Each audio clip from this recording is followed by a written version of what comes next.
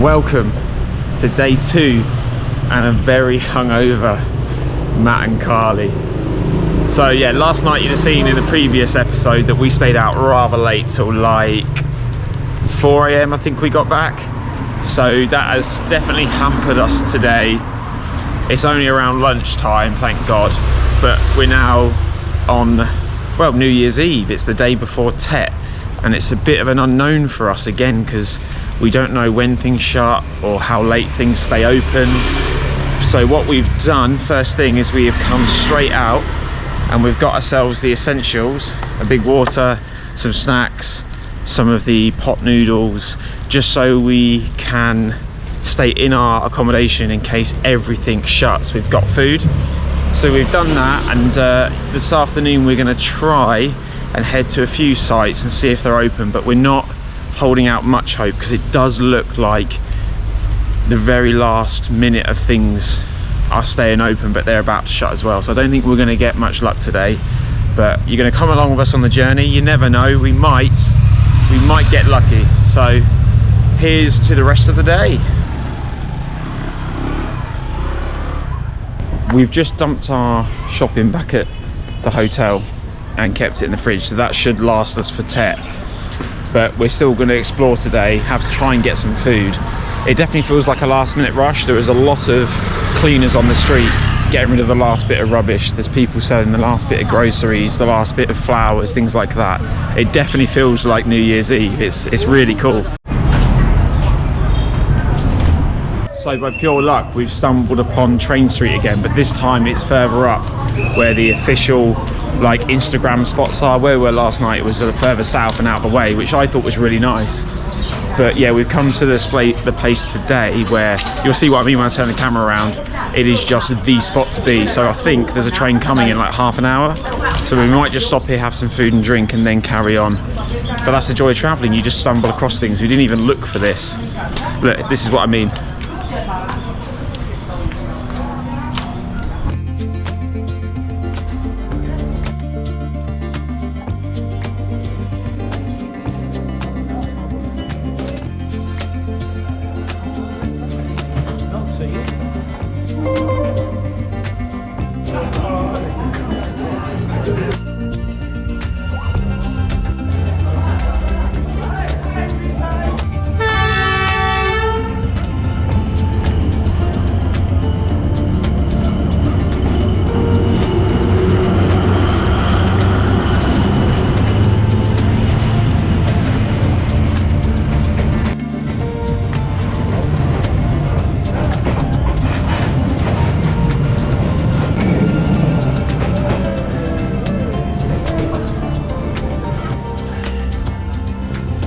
That was really cool to see the train on the official train street. It's so much different.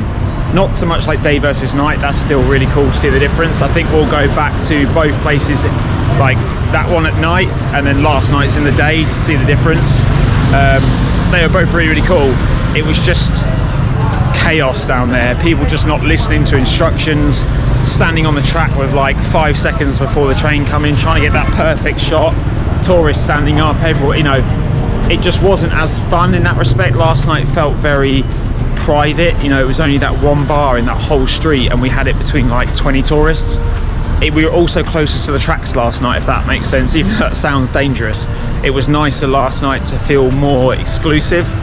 Down there, as beautiful as it is, and I'm sure at night of all the lanterns it would look incredible, but it was just chaos. Tourists just don't listen. And the bar last night was very informative, you know, put your beer caps on the tracks and put your legs a certain way and be very careful. Down there it was like, right, trains come in, just sit back. So they're probably the main differences. I think go to both would be my suggestion to see the difference. I personally preferred the quieter one. I think it just felt more special, if that makes sense. But yeah, we'll definitely go back there before we finish with Hanoi.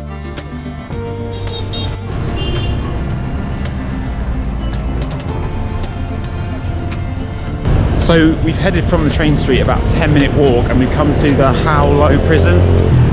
I think it's still open. We're trying to just get some sightseeing done today. And this place is where they kept prisoners of war during the Vietnam War. I've been here before and it was a really nice small museum and I think it's where they actually physically held the prisoners. So yeah.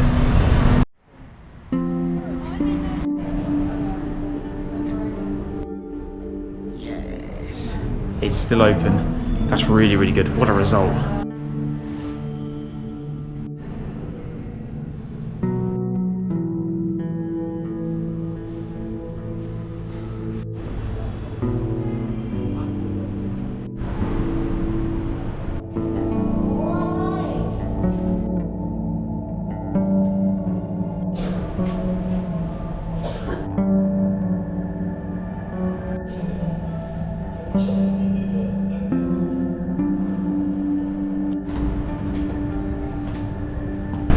That was really, really good. Well worth going to, especially for only 50,000 dong a ticket. But what surprised me is it wasn't just the Vietnam War about the prison. It was built in the late 1800s, so it was actually the French colonials imprisoning Vietnamese people as well. So it was across 2 different wars over nearly probably 100 years.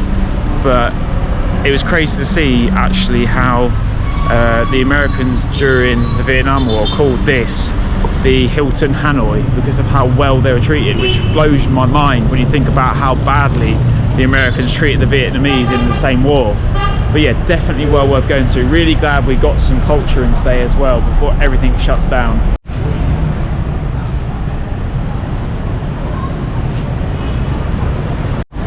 So on the way home we couldn't help ourselves but grab another drink. It's just so nice in Vietnam. They do some of the best coffees and teas. And we're just on this rooftop, just taking in the scenery and the traffic. A lot of businesses have already shut, which is not surprising, but it's still so busy. I didn't think it would be this busy right in the city centre of Hanoi. I thought it would be pretty quiet going into Tet, but it's given me good vibes for tonight. I feel like it is going to be very, very busy.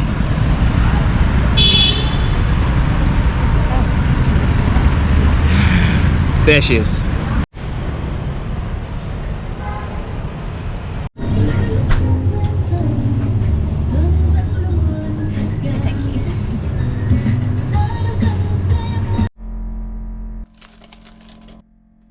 So to save a little bit of money and just to play it safe in case places are shut tonight, we have bought ourselves a load of like ramen bowls, pho bowls, just to make it so much easier for ourselves. So tomorrow during Tet and potentially tonight, if there is nothing available, we are covered.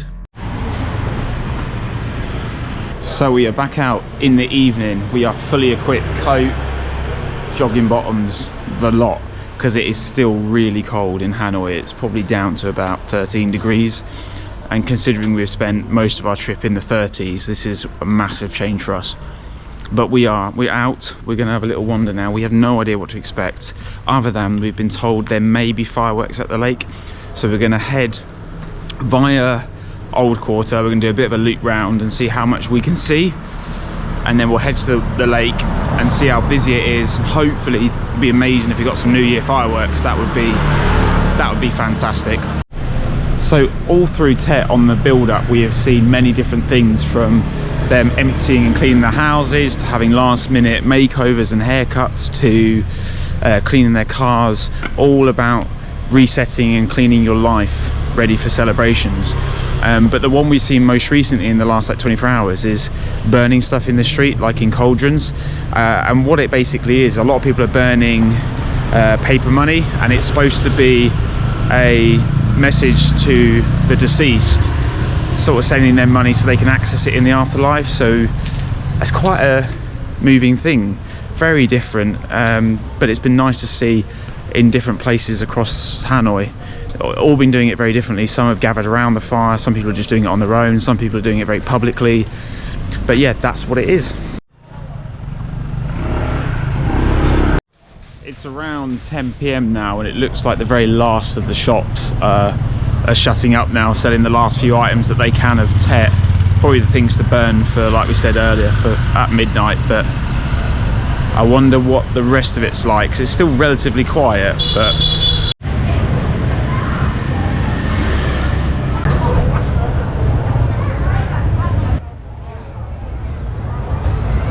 so we come down to the lake and it's all happening here. There is thousands of people. They've shut off the road, so it's tourists only. This is where it's happening for New Year, that is for sure. It was quieter back in Walking Street. They're all down here.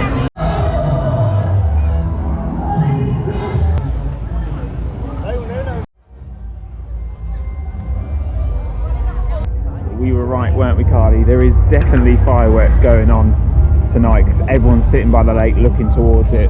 But I think we've got time. Well, I'd assume they're midnight, but you just never know with Southeast Asia. It could be earlier, it could be a bit later. But yeah, we're just going to do a loop of the lake and just see if there's anything else going on. It's just so nice to see so many locals out with tourists. It's got a very sort of family and communal vibe. It's very relaxed. It's really, really nice. A lot different to what I thought it'd be like.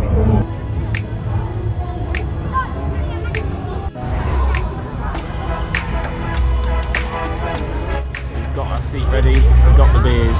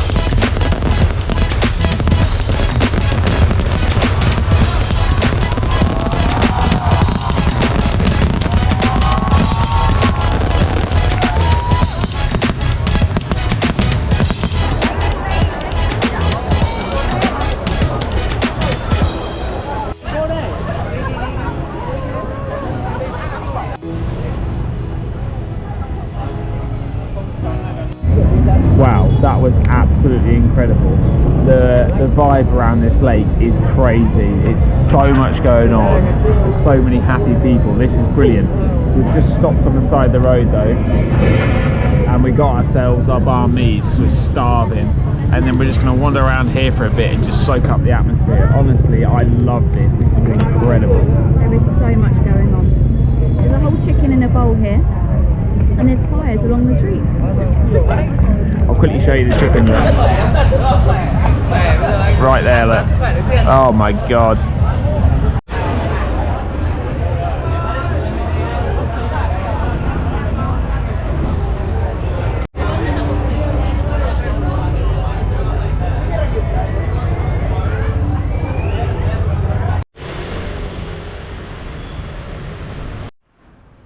So we're just walking back from Pub Street and that was crazy busy. Much busier than last night. Definitely got everyone out drinking, celebrating, locals as well. Weirdly though, they opened the road tonight, so cars and bikes were going down there and it was just carnage. But it was so much fun just to have one beer and watch it. Why the hell not? But yeah, the whole night's been absolutely amazing. To see Tet New Year for the first time ever, to see a Lunar New Year in a different country was amazing. The fireworks were absolutely incredible. They just let rip and every firework possible was going off. And the best way I can describe it, it was just an absolute privilege to be there and experience it. Me and Carly are so lucky to have witnessed that properly, a proper fireworks Lunar New Year. So yeah, we're just heading back to the hotel. So that is it for this episode and day 2. Tomorrow, or shall I say today, is officially Tet. So who knows what that looks like, but we'll find out in the next episode. So thank you ever so much for watching. Please like and subscribe, because we've still got so much more to show you, not just of Hanoi but the rest of North Vietnam. But as always, we shall see you in the next one.